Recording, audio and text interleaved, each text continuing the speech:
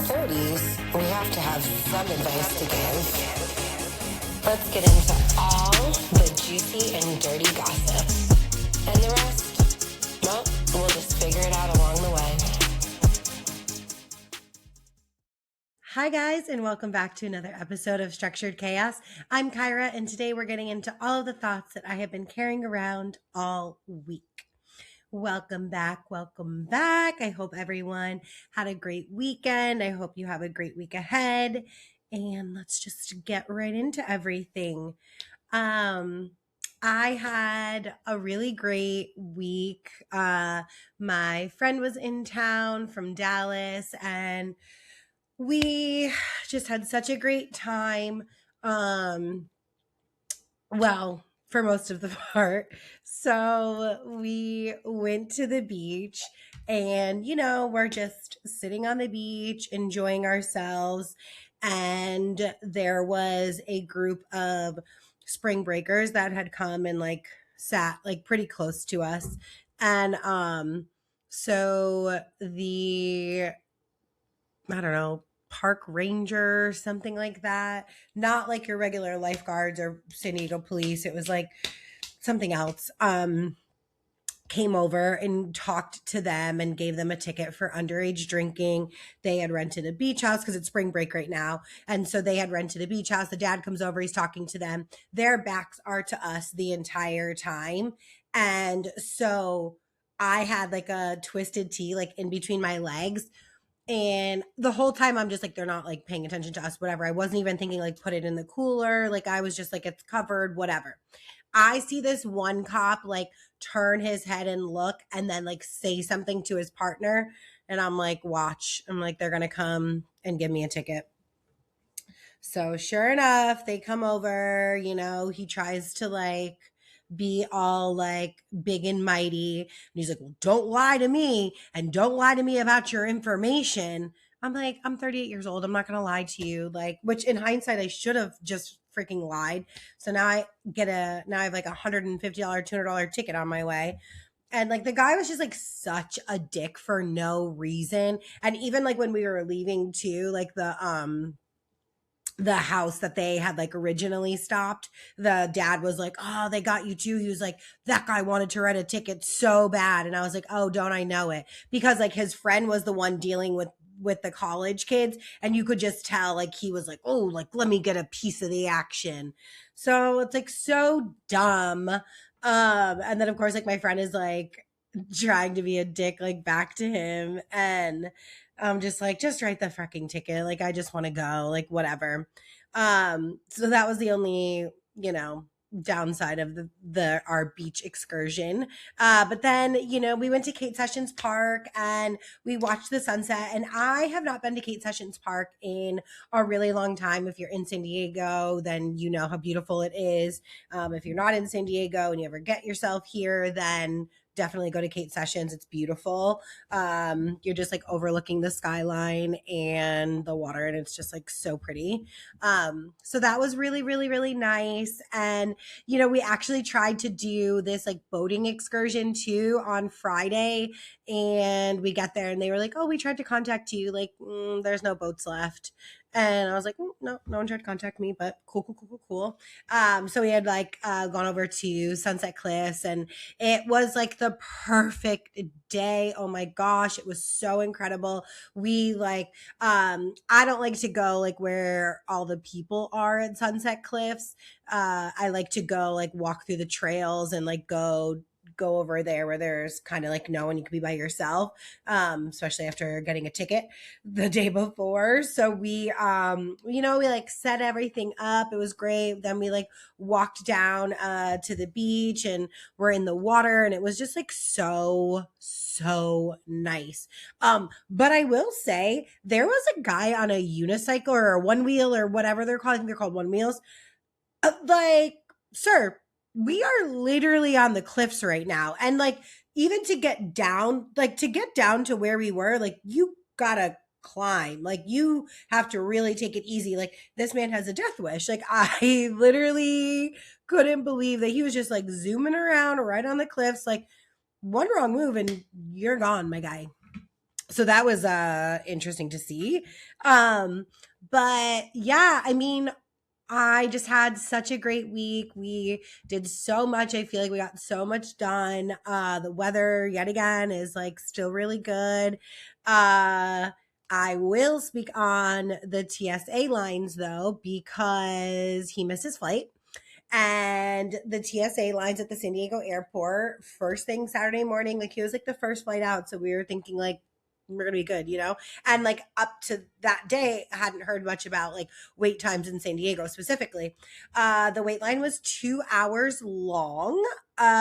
So yeah, he missed his flight. And then he was like, this is like the longest flight or the longest TSA line like I've ever seen in my life. And I saw a picture yesterday of the lines and I just like couldn't believe it. And of course, like we're seeing them everywhere, but like, oh my goodness. So my advice, if you are flying in the next 2 to 3 weeks, get there like 3 hours before. It is crazy. And like, if you know anything about San Diego airport, it is such an easy airport. Like you could be dropped off and at your gate in like 20 minutes, like tops. So for it to be 2 hours at a 6:30 a.m. flight, like that's crazy.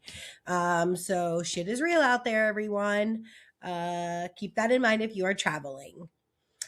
So that's kind of really all I have to share with my week today. But let's get right into the news. First and foremost, March Madness is going on right now. UConn Huskies, they won last night. They're on their way to the Sweet 16. And you know, obviously on their way to the Final Four, and then on their way to the championship game. It was a little touch and go for a second there against UCLA. I was a little bit nervous. It's been great. There's been I've witnessed I think 3 buzzer beaters or like to go into overtime. So again, like that's just like the best part about March Madness is like you really never know what's going to happen. The upsets are crazy. The last second game plays are just so fun to watch. So yeah, so March Madness on its way. Not doing great on my bracket. I at one point was an 8th. Now I believe I'm in 128th. And that makes it sound like I'm doing really, really bad, which I'm not. It's just that like this is like such a big pool and like I'm like 3 points away from, you know, second place, but there's a lot of us. So hopefully my bracket has a chance to get a little better. Because like who doesn't love to win some money, you know? And on the tails of basketball talk, Lakers are on an 8-game winning streak. Luka is doing incredible. He is just putting up points. Like my guy. Woo! Oh my God, it feels so great to have him as a Laker. It truly, truly, truly, truly does. So after March Madness, we get right into almost playoff time for NBA, which is the best time of the year. So that's all the sports I got for you today. Sadly, I saw over the weekend that Lisa Vanderpump has listed TomTom for sale. I believe that only then leaves Sir for her, which I imagine if she didn't have Vanderpump Rules, she wouldn't even be continuing with that restaurant as well. But I'm really sad about this one only because I've been to it multiple times. And every single time I have gone, I have had an incredible time there. The music, the vibes, the bartenders, the drink, like everything is like, I really, really, really actually do like TomTom. It's the restaurant I've been to the most out of any of hers. So I am really sad to see that it's not going to be there anymore, but at least I got to experience it, you know, in all of its stages, right after it was open and then like throughout its journey. But you know, now the Toms have nothing because Schwartz and Sandy is closed, and now TomTom is gonna close. So hopefully their payout in equity is enough to, bankroll them into something else. But also this week, if you have the internet and eyes, you've probably seen all of the drama that has been going down with Taylor Frankie Paul from Secret Lives of Mormon Wives and her toxic ex-relationship, baby daddy situation with Dakota. So if you guys don't know, Taylor Frankie Paul was going to be this season's Bachelorette, and her season was supposed to air this week. And coincidentally, last week, someone, aka Dakota, or someone in Dakota's camp, decided to release a video of the two of them fighting from, I believe, about 2 years ago, I want to say. Now, I have a lot to say about this. First and foremost, of course not. Do not put your hands on someone. Like, we don't have to, have a discussion about that. Like, we all are in agreement. You do not put your hands on someone. She also threw a chair at him. Well, multiple chairs at him. None of that is right. None of that is right. You should not react that way in situations. All of the above. I say all this to say, because if you haven't heard, the Bachelorette has pulled back her season. They're not going to air it. Now, this was obviously strategic on Dakota's part. They have, if you guys don't watch Secret Lives of Mormon Wives, which we will get into, they are this constant back and forth. I hate you, but we end up together, in bed. So it's like you held on to this specifically to ruin this opportunity for her. And that I am not okay with. I am also not okay with the fact that, again, not because domestic violence is acceptable, but the amount of men that have been accused or, say, like, shown footage of abuse and nothing happens to them. They don't get anything canceled. They can't not play in their game or not, record their TV show or whatever the case may be. I do find that it is a very big double standard, because I don't think that you should be punished for something that happened 2 years ago, and then now, because someone wants to be vindictive, like, they're taking this opportunity away from you. I, as a viewer, would definitely still have watched it. I think that they could have spun it in a PR way. I think everyone still wants to see it. I don't think anyone was like, well, okay, of course not anyone. I'm sure there's a whole group of people that are like, absolutely, this is the justice that we need, But as a viewer, I actually wanted to see her love journey with someone other than Dakota, and I think that she has a really large following. I do not think that this would have given ABC the negative backlash that they think it would have. I think that they just tried to do the politically correct thing in this specific scenario. I think it's like, again, I don't agree with what she did. I just think, like, her and Dakota are just, like, horrific together. But I do think it sucks for her. I think that really sucks. And, who knows? Maybe they'll air it sometime down the road. But in the midst of the Taylor Dakota scandal, Jesse from Secret Lives of Mormon Wives, also her husband filed for divorce. That kind of got lost in the mix of everything because people were, a little bit more focused on Taylor's season of The Bachelorette and the video that was released. So, big things in Secret Lives of Mormon Wives, which I think just gets us right into it. I am not done with the season yet, but I made some headway there this weekend watching it. Thank God Jesse and Jordan are getting divorced, because he gives me the ick. And, I think, like, in the beginning seasons, he didn't really ever bother me. He didn't, like, he didn't stick out to me, you know? He is so cringy. Like, I give Jessie so much credit for really trying and really just like trying to stick by her man's side as much as she can. She did, vocalize like how it is difficult and like how it is embarrassing and like all of her friends hate her spouse. Like, that's a really hard thing to go through. I just like the way in which he like thinks that like he's really doing something, and like with this whole like I talked to my agent and we're going to Vanderpump Villa. Like, why would you do that?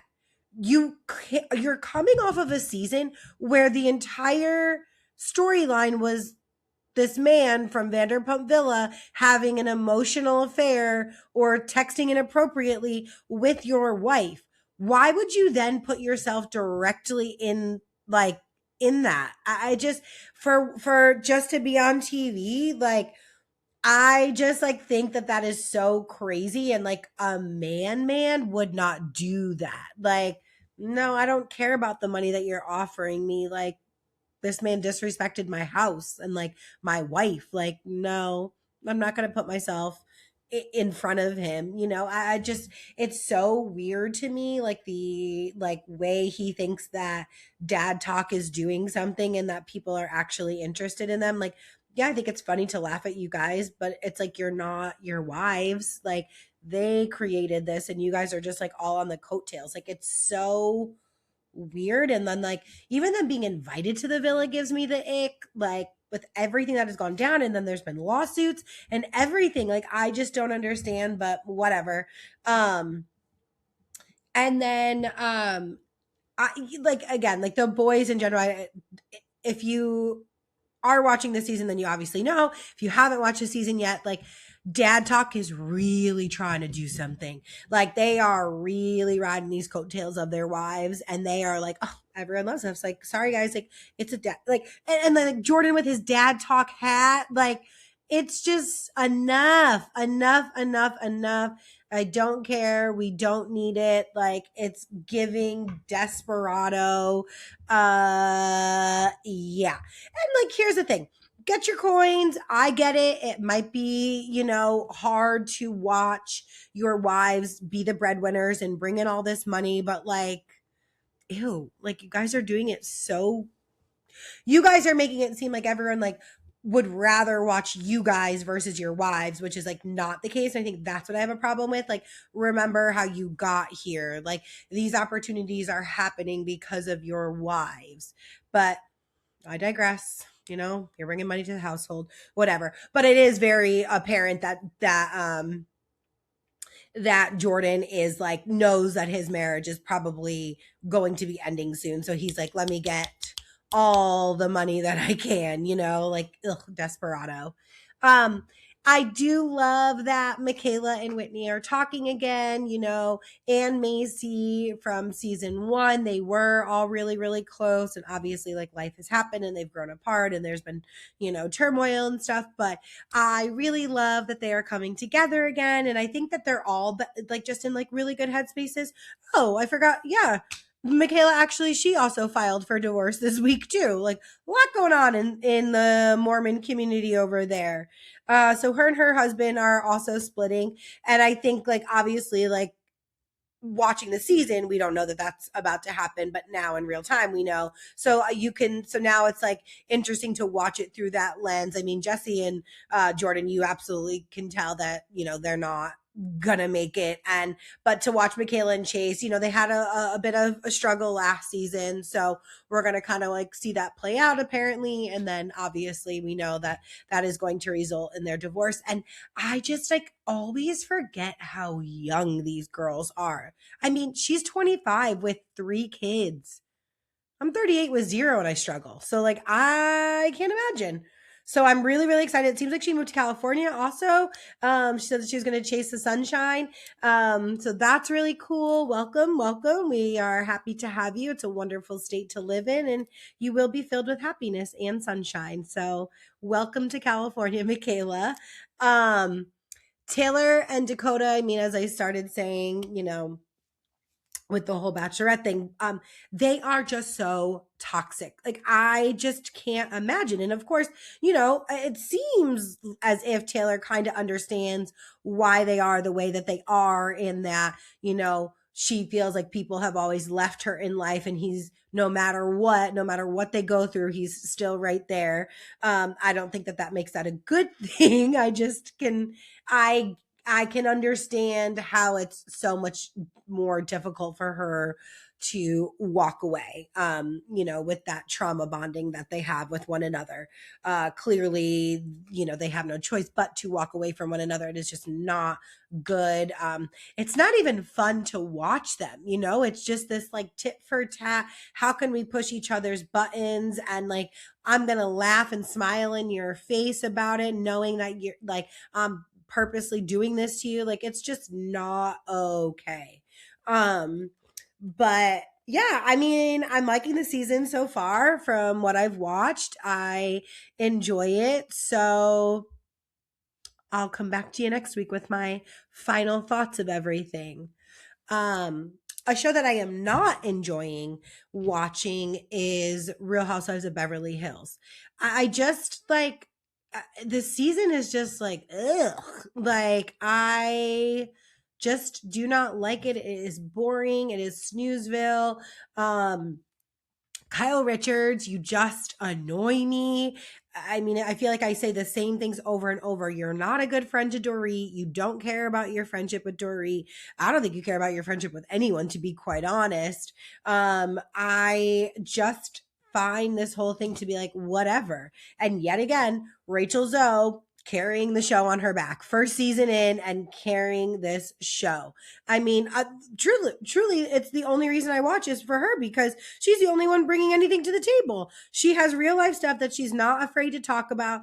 And she's, once again, like, challenging these women to have fun. I mean, I want like Jennifer Tilly and Kathy Hilton to still stay, because like their little zingers and their friend of is like a perfect role for them. Amanda is still just like, oh my God, she is just so annoying. And Bo said it perfectly. Like, she just plays victim. She plays victim and and then pretends to be a leader, all in the same sentence. It's really, really confusing. And I feel like, are you a strong woman who like has overcome adversity and made it out of a cult, and you curated this life for yourself? That takes a lot of strength. Are you that? Or at the first sign that someone says something slightly negative, you feel that you have been so wronged and so attacked on a level that you can't even begin to describe? Like, it's just whiny and annoying and unnecessary. And again, like, it just makes your company look like a little bit fraudulent, a lot of it fraudulent. I just can't stand her. It's just like everything she says is like, oh, don't attack me. I can't believe you would speak to me that way. Ask me whatever you want. Don't ask me whatever you want. Like, I just, ugh. Like, I really do think she's going to be asked back, because again, from a viewer standpoint, like, she's going to give you something to talk about. So it does make for good TV, but like, I really am just over this season. We just got to like get through it. They're still in Italy right now, so I know we have a few more episodes, and then I think over their break they need to really reconsider a recast. That would be ideal. Bring some more people like Rachel Zoe and Bose in there, because they're really great, and keep Erica and keep Dorit. I also like, Kyle, why are you so concerned coming for Dorit's money and like counting her pockets? Like, that's not your real friend. Trust me, you do not care about her. Like, you're not convincing anyone. And like, let her be. If she wants to spend a little bit more money because she's going through something and it makes her feel better, let her. Not she unless she's coming to you and asking you to pay her bills, you can't say anything. Be be alarmed from a distance in silence, because you wouldn't like it if that was being done to you. You wouldn't like it if every time you made a purchase, because you definitely do have a shopping problem and overcompensate for sadness in your life through shopping. But I digress. So, like, you wouldn't like it if someone was coming for you, so don't come for someone else. See how that works? You know? So yeah, just over Beverly Hills. Southern Charm, we saw the first part of the reunion started. You know, it's the same thing that I feel like I've been saying all season. Austin and Craig have to really, figure their thing out, their friendship out. It is not good. They are competitive and rude to one another, but like, it's oddly rooted in love. So it's confusing. Like, you could tell that they care about each other, but there has been a lot of hurt along the way. I don't know if it's a competition thing. I don't know. I don't know what it is between the two of them, but they really, really, really do have to figure it out, because it's sad to watch, because you can, as a viewer, tell that they really do care about one another, but yet they're like always like digging, and Craig in general just needs to learn the word accountability. And it's so crazy because that Paige is not watching like, dedicated watching, but watching and just being so grateful she's not in that relationship anymore. And it is really interesting, because I remember when they first had started dating, and I was like, oh my God, like, I'm so happy for Craig. Craig, this is what he deserves. He's done so much work on himself. He's such a great guy. And then, we see the progression of their relationship. And, it seems like she really has like helped implement a lot of great things for him in his life. And he's changing his behavior and all of these things. And, we start to see this different version of Craig. And then they break up, and he goes right back to the Craig that he always was, and he's drinking hard alcohol again. He wasn't drinking hard alcohol before. He's partying, he's staying up. And then he just like lashes out at people, males or females, it doesn't matter. And I just don't like it, because he doesn't understand what he's doing. Because when it's brought up to him, he's like, well, why should I have to apologize? Like, this is what this person was doing to me. And like, yeah, we've all had bad nights, but I mean, that's just life. And like, I think that I can very much take accountability, and I think that I've done a lot of growing, and I don't understand why you would think that I'm the one who has to apologize when that person was coming after me. All I did was react. And it's like, well, we saw it different. And at the end of the day, you're a boy. And if you make a girl feel uncomfortable and yelling at them, just apologize. Just apologize. Even if it's two guys or two girls fighting, like, if one person feels one type of way, all you have to do is apologize. Even if it's both of you giving the exact same apology, like, but the no accountability for me is just like, it's just like so weird. Like, just say you're sorry. You can't sit there and say you've grown so much, you work on yourself all the time, A, B, and C, to then not be able to say I'm sorry, because someone who has worked on themselves would at bare minimum understand that sometimes their actions make people feel a certain way, and they have to acknowledge that and apologize for it, even though it's not, perhaps your intention for something. So like, he's really, really, really annoying me, because I think he could be great. I think he needs to continue to still work on himself. I think that, of course, he is still upset about his breakup. I think that he, wanted this life for himself, and it's not turning out that way, and he was so close to it. And so I think he's dealing with that. But I really, really, really hope that he just becomes happy Craig again, and really finds what he's looking for, because I don't really like the way he's acting at all. Somehow Shep became the voice of reason this season, which is crazy, because I don't think he's ever been the voice of reason in all whatever 10 seasons that there have been of Southern Charm. He, Shep is a very intelligent man, that's for sure, very well spoken, and he really does not take sides, and he really does say, you know, as a viewer, what I feel like we see, I feel like Shep is also like knows that, and then also knows Austin and Craig, so knows how to kind of like speak in their language to both of them to get them to understand. But yeah, I mean, I've really actually enjoyed Shep this season, which is definitely a change because I don't think I've really thought much about him in the past. Oh my gosh, Sally, girl. Oh my lord. When Andy ever asked, "What do you look for in a man?" and she goes, "Everything this guy has," pointing to Austin. Oh my lord. Like, she could not be more pick me. And I thought it was classic when Andy was, asking about Audrey and Austin's breakup. And Madison was like, "I think that's going to be the biggest regret of his life."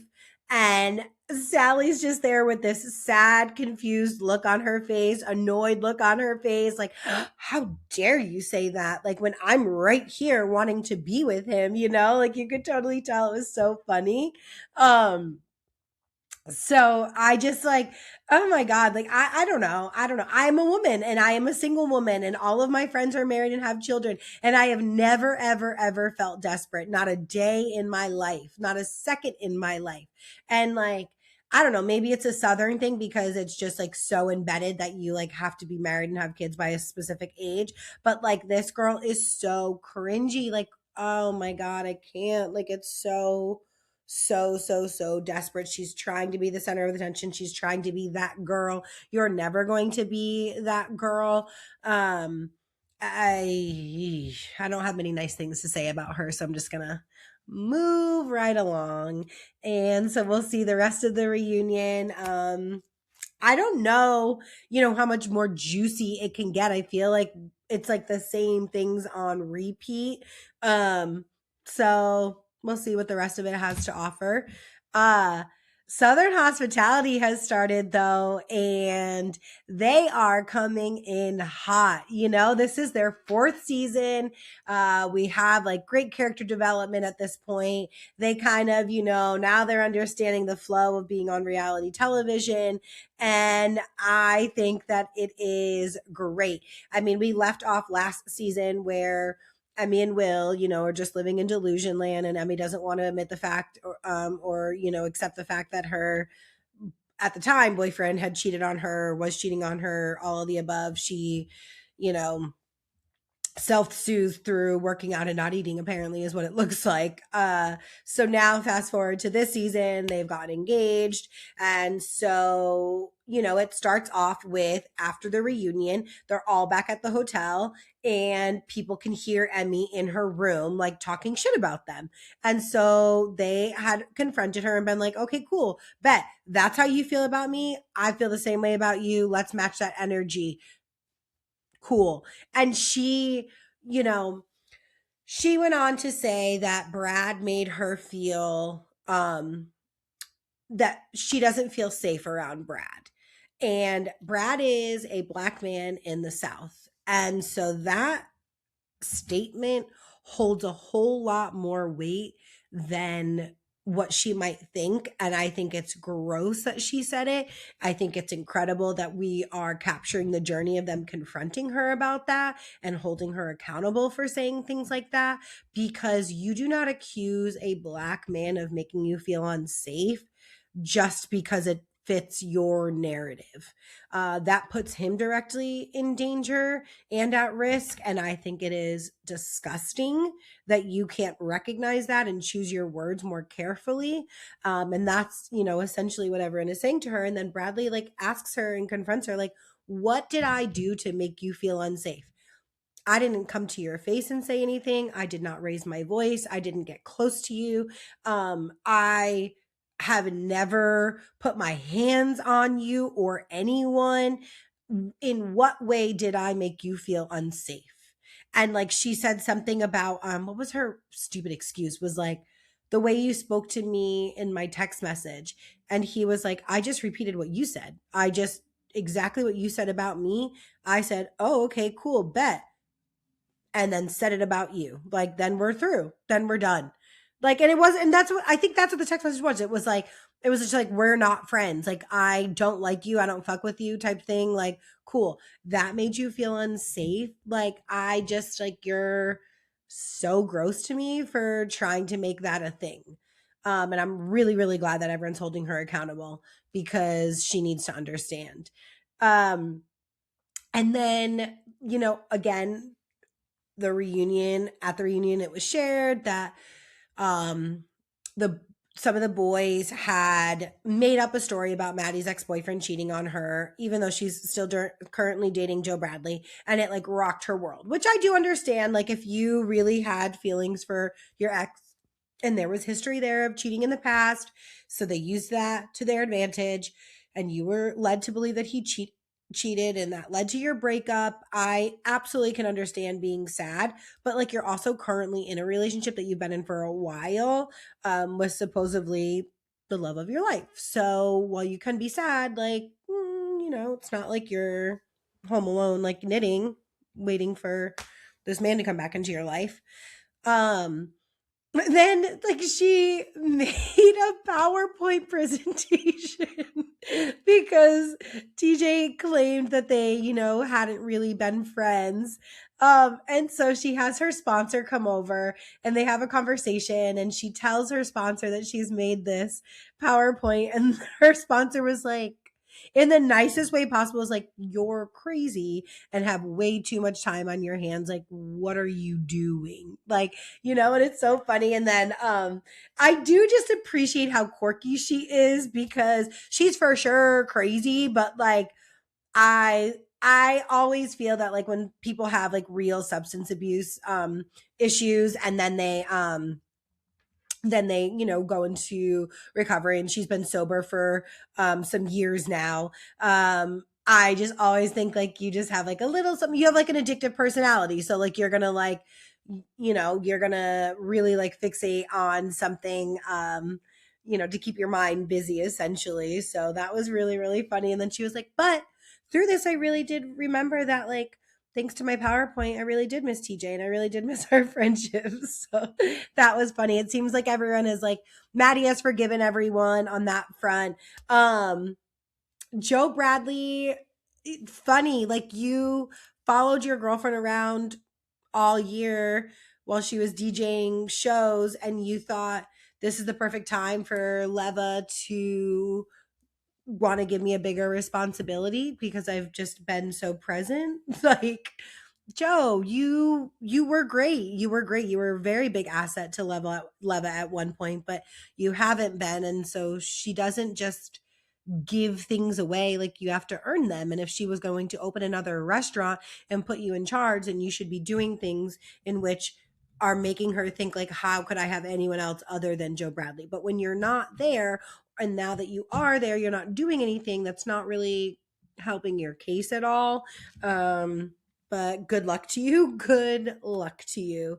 I just think that this season has been great so far. I'm loving them, and I can't wait to see what happens. Mia is still one of my favorites. I really, really love her. She does not have a filter on her. I do feel like she's always on the right side of history. And she's gorgeous. She seems to be doing perfect after her breakup. So yeah, loving her. This cast is good. So let's see what else they got. And then another cast that is great. Near and Dear Summer House. So I have said it on the past couple episodes when I've done Bravo stuff. Summer House is great. They are, you know, I think we had like a couple up and downs these past seasons, but these group of people, they're just having fun. They're just having fun. And even though there is still drama, like, it's just like, it's rooted in love. Like, it's just like, it's not, I don't know, it's just like a different feeling. I am loving KJ and Mia and Sierra's relationship. I think that they are really bringing light to how it is to be a Black person in America and the things that you have to think about more than the average person and the things that you have to go through. And they're doing it in a very natural way. And I love the support that they're getting from their castmates, their housemates. The conversations are really, really, really important. And the reality is that Black people are treated differently. The reality is that they do have to think 20 steps ahead, and they are still penalized for things. And they are just having real conversations. And Sierra brought up a point that I had never even considered, which like gross on me. With the whole West situation, with her and the West situation, and she was saying how she was getting a lot of hate from people like, "Oh, you traitor, like you let this white man make you look like a fool." And I through everything that her and Wes have been through and the backlash and all of the things, I don't know why I never thought like, "Oh yeah, you're probably getting a lot of hate because you're a Black woman wanting to date a white man." And I just never it never clicked to me. I never put two and two together. It makes sense that people would have a problem with that. It makes sense that people would, say some shit that they don't have a right to say. But it really did open up the conversation to everyone and how empathetic everyone felt. And I just think that that's real. And I think that, in reality TV, a lot of the times we get scripts, and we get, played up scenarios, but these are like real raw conversations that are organically happening. And we keep seeing them happen this season between the three of them amongst, everyone else. And I really, really like it. I think it's really important, and I'm loving. I'm just loving it. I'm loving the dynamic. I'm loving how I just again love Bailey so much. I think that she is like such an incredible addition to the house, and I really, really love her. I think that Ben completely overreacted when she, said her little thing about him and Amanda. I think it's very apparent as a viewer that Ben has a crush on Amanda and that Amanda doesn't mind having a crush on Ben. Obviously wrong because she's currently still married in this season and Ben is Kyle's friend, but seems like they had a little thing over the summer, the summer prior, or when they were in Italy, whatever. And it seems like that's going to come out at some point. Dora is dating KJ in real time right now, and we're seeing it like their start to happen on the season. I don't trust Dora, and it's so funny because there's like a lot of articles coming out right now that she doesn't really like him and that she's using him for clout. 100% she is. And it's so funny because in an upcoming episode we're going to see Levi and Bailey confront Dora about spending an hour in Ben's bedroom, because 2 episodes ago when she had like just come to the house for the first time, she was like KJ was flirting with her and she was like entertaining it, but she definitely had her eye on Ben a whole lot more and went into his bedroom. And it's so funny because I was texting my friends and I was like, yeah, no, she likes Ben, but Ben, I think like wasn't giving her as much of attention as KJ. So then she was just like, well, that's going to be my way into reality TV then, or fame, or whatever it is that she's looking for. But yeah, she gives imposter to me, like very, very, very, very, very much so. So I agree with the internet's take on her. I don't think that she's in love with KJ, and that makes me really sad because I can tell that he's very much into her. So yeah, I am not a fan of her. Kyle still sucks. Kyle still just doesn't get it. I just like, you're 43, my guy. Like, let's stop partying. And I loved the conversation that Amanda had with him this week. And she was like, so you're just like in nightlife now? And he's like, well, don't say it like that. I'm not like in nightlife. And she's like, oh, okay, well, you're just going to be DJing just out every single night until like whatever hours in the morning and traveling the country. Like, I didn't marry a DJ and now I'm the wife of a DJ. So like, yeah, girl, like fair conversation. I just like, you could tell he's just stressed and unhappy. But I think that Kyle has been stressed and unhappy since he first came on our screen, however many years ago. So nothing really has changed there. But they are just a great cast this year. I'm really, really enjoying watching them. So yeah, that's all the shows I've got for you today. Um, just a reminder, I am going to have a really, really great guest coming on for next week's episode. So I'm going to put a box up this week for everyone to ask anything in the corporate world that you would want to know. Anything in terms of like getting ahead or obstacles, or what do we do, how do we manage this and this. I have someone who I think is just going to be an incredible source of information and inspiration to everyone, and I am just so grateful. And that will close out our women's empowerment highlight next week. So I am super, super, super excited. Thank you guys for listening today. Please make sure to follow me on Instagram, TikTok, YouTube. All of the info can be found in the description below. Also, make sure to subscribe if you're not subscribed yet. Tell a friend to tell a friend. I'm Kyra, and this is your reminder that having it mostly together still counts. See you next week. Bye.